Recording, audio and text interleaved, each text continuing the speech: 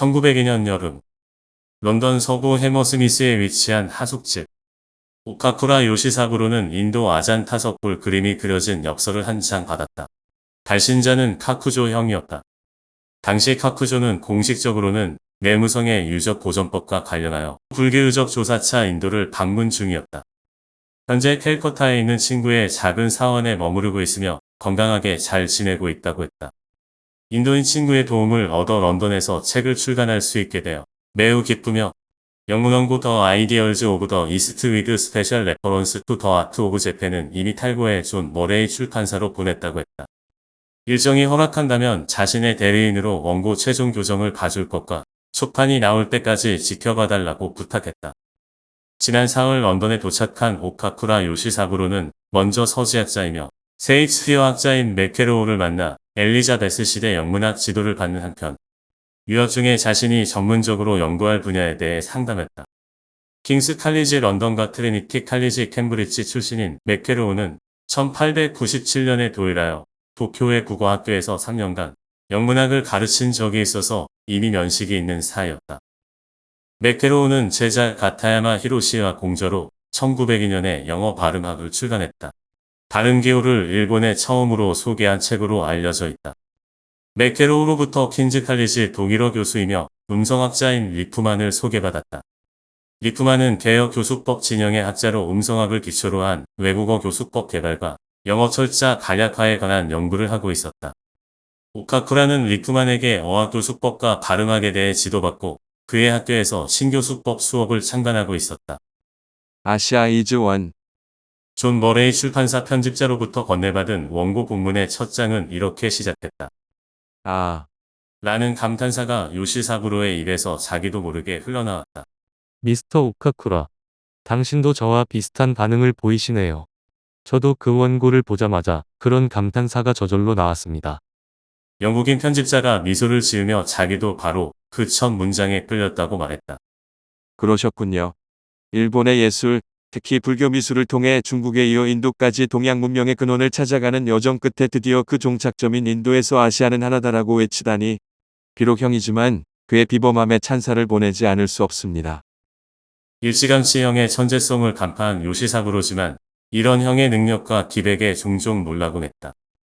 일본 미술사 측면에서 서양에 맞설 수 있는 아시아의 정신 같은 것을 발견했다는 말이겠군요.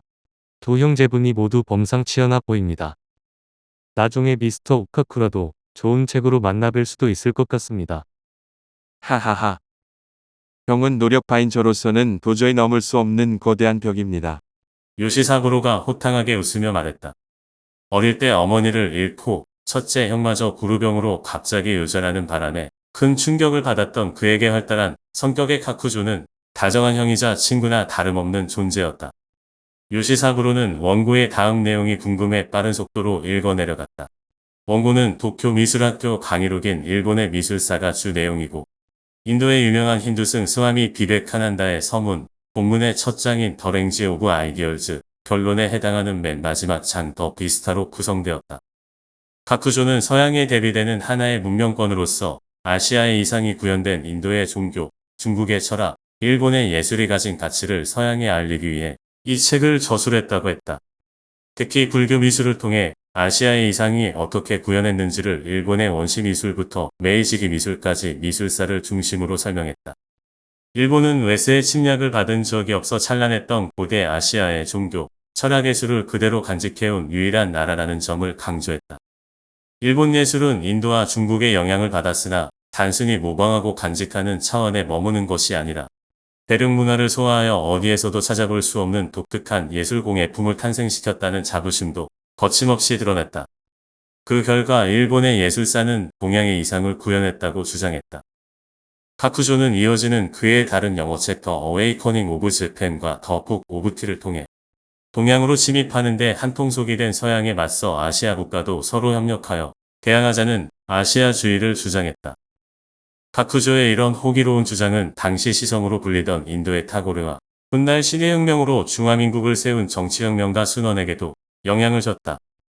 하지만 카쿠조가 주장하는 아시아주의는 동양 문명의 양대 산맥이었던 인도와 중국은 서구 열강에 맥없이 무릎을 꿇고 식민지나 반식민지 상태로 전락했으므로 그들 양대 문명이 예술의 형태로 온전히 보존되어 있고 동양에서 유일하게 근대화에 성공한 일본이 아시아 문명의 발전을 주도해야 한다는 논리로 귀결될 수밖에 없는 한계를 가지고 있었다.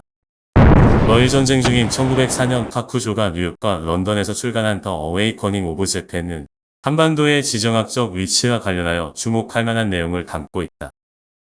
카쿠조는 1885년 일본 육군대학교 교관으로 초빙된 독일 군인 맥켈리 조선을 두고 한 말.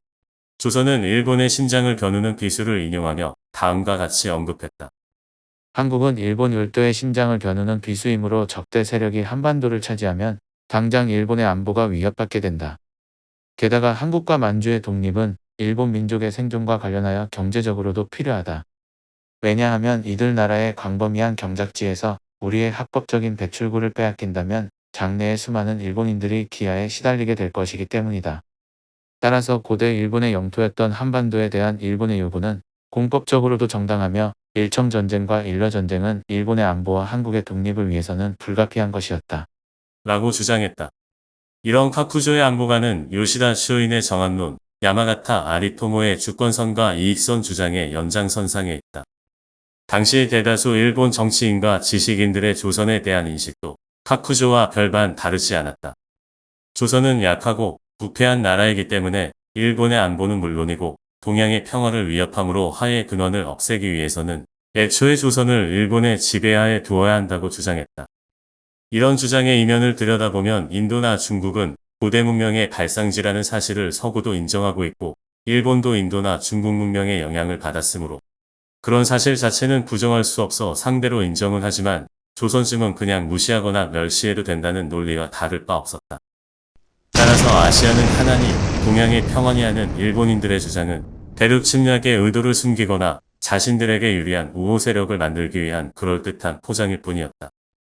1903년 2월 카쿠조의 첫 번째 영문 저서 더 아이디얼즈 오브 더 이스트 위드 스페셜 레퍼런스 투 더 아트 오브 재팬이 마침내 런던에서 출간되었다. 요시사구로는 그 즈음에서 스코틀랜드 방면으로 영어 지방어와 방언 조사, 어학 교수에 필요한 풍물 시찰을 목적으로 여행을 떠났다. 3월에는 도버의 협을 건너 대륙으로 넘어갔다. 당시 프랑스는 음성학 연구의 성지로 폴파시 말고도 실험적 음성학이 원조라고 할 수 있는 루셀로가 있었다. 요시사구로는 프랑스에 3개월가량 머무르며 루셀로에게 음성학의 기본을 배웠다. 자신이 실험 대상이 되어 루셀로와 공동으로 일본어의 음성에 관한 몇 가지 관찰이라는 연구도 진행했다. 그해 여름, 요시사구로는 마지막 행선지인 독일 베를린으로 향했다. 독일에서는 1년가량 머무르며 베를린 대학에서 문학 강좌를 청강하는 한편 외국어 교수법을 배우고 학교 수업 창간도 이어갔다.